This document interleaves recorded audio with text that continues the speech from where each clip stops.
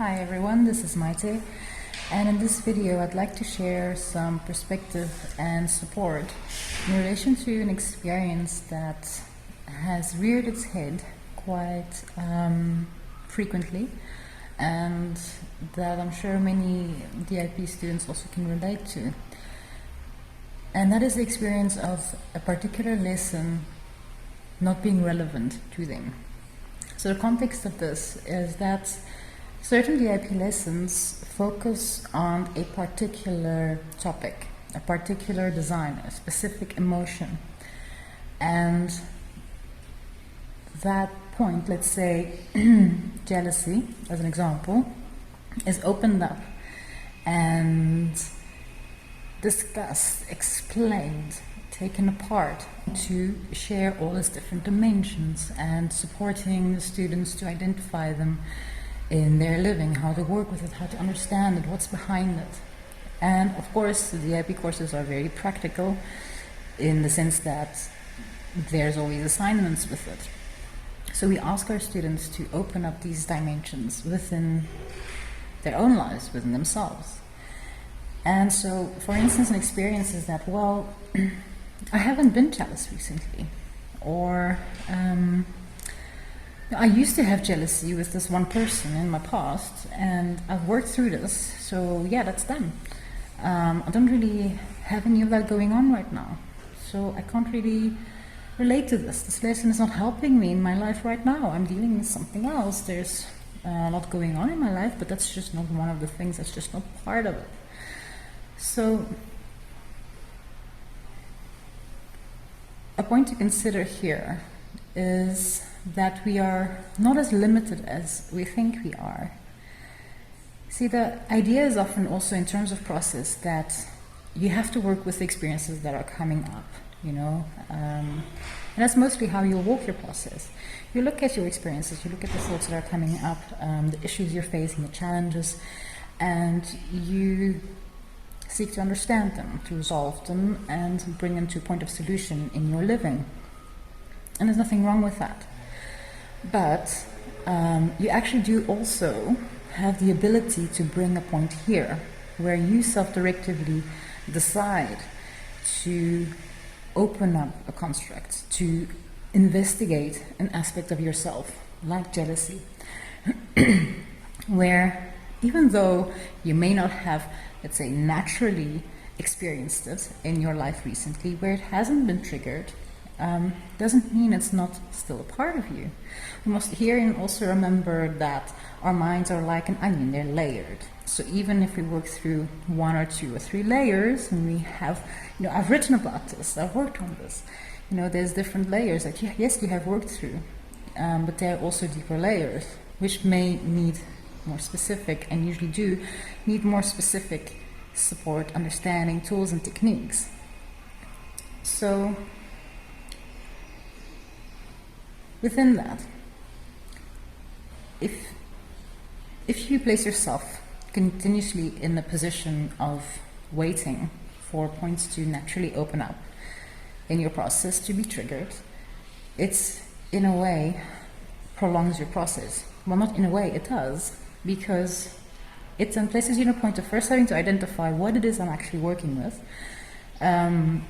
then having to find the relevant support on EQAF or in buddy discussions, or just simply with your own writing, your forgiveness and the tools you already have, having to then figure it out for yourself over time, to then have to work out the solution for yourself over time, and then, you know, having to walk it and apply it. So that's a lot of steps that you have to then take responsibility for all by yourself. And it places you in a point of first waiting and then point of delay, because you're on your own with it. Whereas if you walk a lesson, for instance on jealousy, and it's not something that's a part of your life right now, what I do with points like that is I simply take it on, I bring it here. Not I take it on as in I decide to make myself feel these things, but I decide to take responsibility for this aspect of myself. And what happens when I do that is that this experience, this whole construct, naturally starts unfolding within me. It starts activating and showing itself to me. It starts playing out in my reality with people, where before I might not at all have experienced jealousy with him. Or maybe I actually was, but it was kind of at the back of my awareness. I didn't even recognize it as being jealousy. But as I am now walking a lesson or a process about jealousy, I'll start seeing it. And I'll start seeing it in ways that I might not have expected, but it's still there. So that's an ability we have, to decide to bring a point here and to walk it in detail. Because if you walk it with the lesson, you immediately have your entire support right there with the entire explanation, how everything works from start to finish, how to identify it, what's behind it, how to walk it into a solution with your buddy there to support you. You've got the entire structure of all the techniques you can apply. And to me, it's really empowering, because then later on in your process, when you happen to meet someone who naturally triggers your jealousy, it's easy, because you immediately recognize it. Ooh, this is that. And you know exactly how it works. You know yourself in relation to jealousy. You understand yourself, you know how you live it. And it's like it's a breeze. You don't have that long, arduous process of first not even knowing what you're dealing with, having to track it down, having to find the support in relation to it, getting the explanations, doing all the writing all by yourself. It's just a moment, and you just immediately move yourself in real time into the solution. So that's something to keep in mind and remember, because I consider this point of relevance in terms of people experiencing a lesson as not being very relevant, and so I tested it. I walked it for myself, because initially I had the tendency to go, okay, well then we'll put you on a different lesson, or we'll change it for you, or this or that. And I found that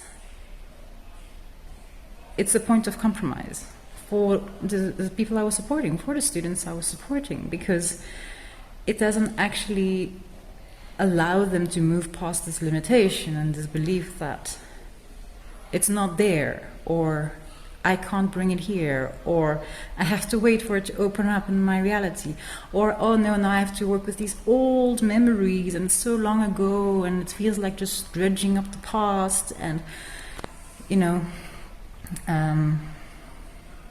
it's not practical for me right now.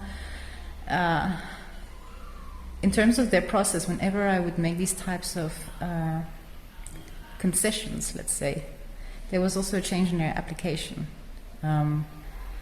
So I've stopped doing that, and I first tested for myself, well, what is this like? Let me do this for myself, with several lessons that I was not experiencing at all at the time, or it had been a really long time. And I walked it, and this is what happened. It starts opening up in your life. You start seeing it in your behavior, in your thoughts, in your experiences. You decide what it is you're going to walk in your process. So, you're not entirely just a victim of life, let's say, or having to only work with the currents that naturally flow and waiting for someone to trigger something in you before you're going to investigate it. You have the ability to be far more directive within your process by simply deciding to walk something and doing it together with the support, being absolutely specific and in detail with it, with someone who's cross-referencing for you. So that when you are alone, let's say, in your life, out there meeting someone, you've already walked it. You already know exactly how it works. You already know exactly what to do. So, yeah, that's the point I wanted to bring across today. And I'll be doing some more videos such as these as points of support for the DIP students, to highlight some common experiences, resistances that really are quite unnecessary, and when we concede to them and give in to them, they do most often in my experience, of having worked with trainees in DIP, they create consequences that can be avoided, making their process take longer, having them first have to walk into consequence before being able to ground themselves again, become, go back into that self-directed walking of their process. So yeah, I hope this supports you if you're walking DIP, to keep this in mind and not simply give in to this thought, because it starts with just a thought and an experience of, this is not relevant to me, I can't relate to this. No, you can't until you decide to actually open it up, and then it will come, and then it'll be right there and you'll be able to see it. So don't limit yourself so much. You actually have this ability. If you have any questions, please put them in the comments. If there's any specific experiences you've been struggling with that you'd like me to do a video on, you can also place it in the comments and I can dedicate a video on that. Thank you for watching. Bye.